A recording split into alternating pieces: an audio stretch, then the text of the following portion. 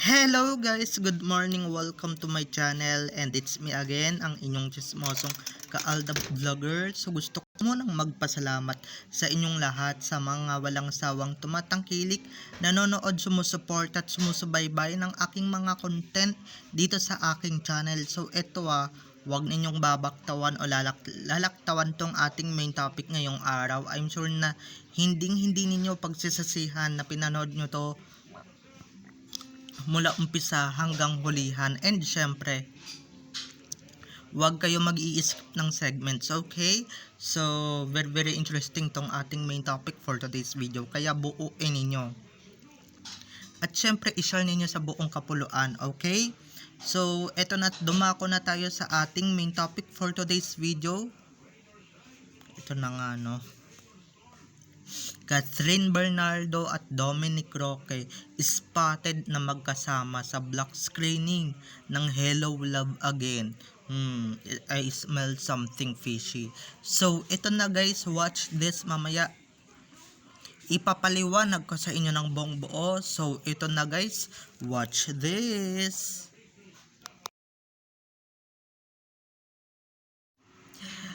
At kung nakita nyo na ngayong recaps, once again, si TTO sa mga admins. So maraming salamat po dahil pinagkakatiwalaan nyo ko. And syempre, as a vlogger, nandito pa rin kayo sa aking tabi. And syempre, hindi nyo ako pinapabayaan na mapabagsak ng mga taong galit na galit sa akin. So maraming salamat po sa inyong lahat. Kaya bilang ganti, ilalabas ko lahat ng mga magagandang ibinibigay nyo sa akin. So eto na, dumako na tayo sa ating main topic for today's video.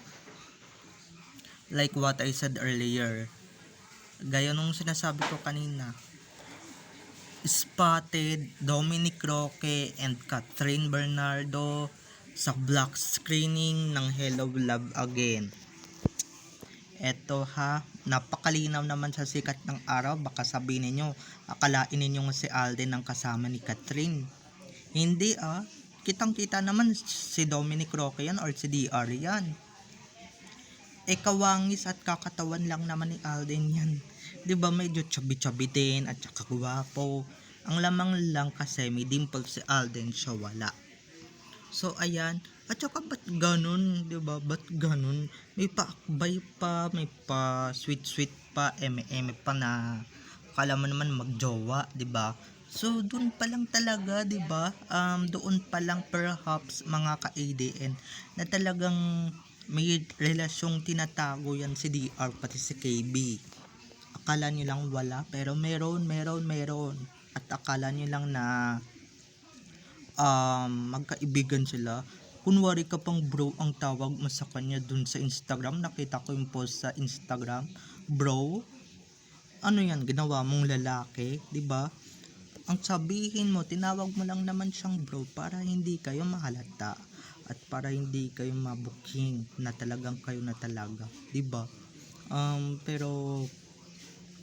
Pero in the first place, ba't ka kasama dun sa block screening? Dapat si, diba? Wala ka naman dun participation sa pelikula. Wala ka naman dun sa movie mismo. Ba't ka kasama dun? Diba? Kung wala kayong relasyon, ba't ka kasama dun? And kung kaibigan ka lang talaga, diba? Ba't ka kasama? Ba't ka diba? In the first place, dapat si Alden ang kasama niya. Kasi si Alden ang leading man. Diba?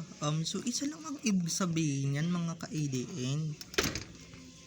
Na talagang may relasyon talaga yung dalawang yan. Ako di ko maipagkakailayan. Talagang sobrang sweet nila. And syempre, sobrang bagay sila, no? Pareha silang moreno, or pareha silang sunog ang balat, no mga ka-ADN. At saka ako mismo ang magpapatunay niyan na talagang may relasyon yan si DR pati si KB.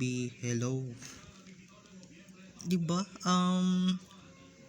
Maluloko na lang, magugoyo na lang kung magugoyo kayo pero talagang may relasyon yung dalawang yan. Basang basa ko, amoy na amoy ko na talagang may relasyon yung dalawang si KB at si DR, diba? um, talagang napaghahalataan na talaga sila. So yung mga cast din dyan, wag na kayong umasa, wag na kayong um, pa-eme-eme pa na may relasyon yung dalawa, keso ganito, keso ganyan. Hindi ba?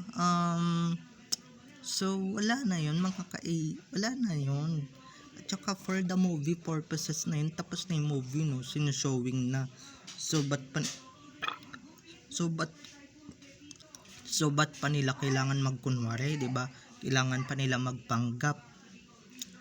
Tapos na yung shooting, tapos na yung pelikula, tapos na yung palabas, 'di ba?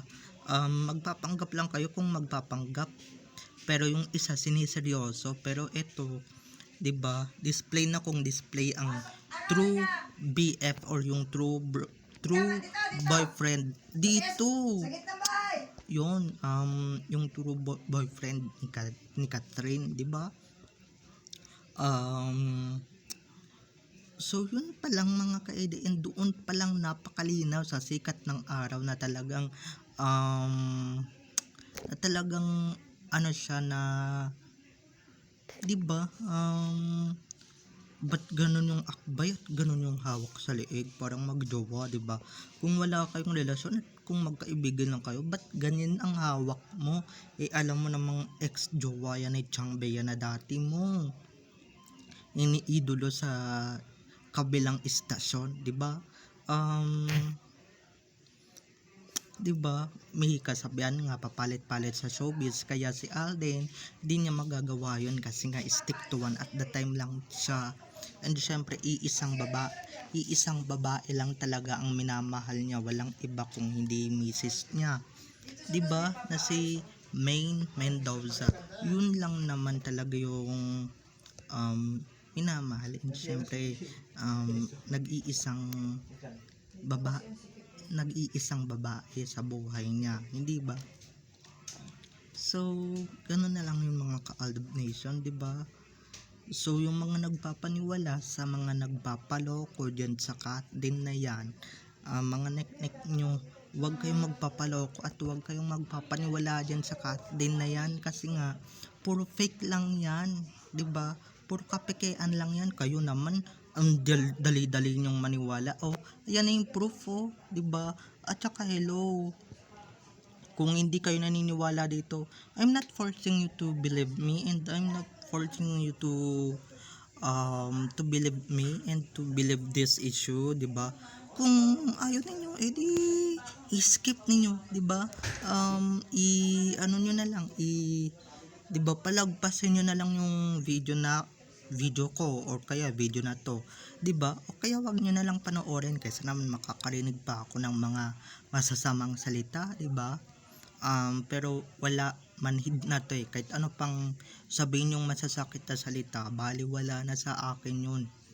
20 years ganun yung dinadanas ko, so baliwala na sa akin yun. And syempre, 'di ba, ba't kayo nasasaktan? Ibig sabihin totoo yung mga sinasabi ko, 'di ba? Sabi nga, truth hurts, 'di ba? Truth will prevail soon. So ayan na yung katotohanan ni KB, katotohanan na si Dominic Roque talaga ang karelasyon niya.